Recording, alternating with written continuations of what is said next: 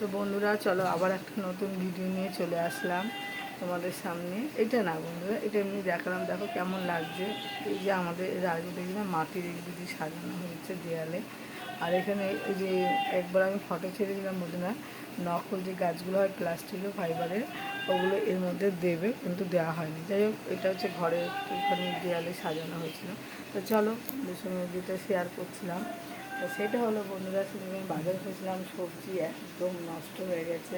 তো সবজিগুলো কী করবো সেইটা দিয়ে আমি আজকে চলো দেখাচ্ছি কী করলাম।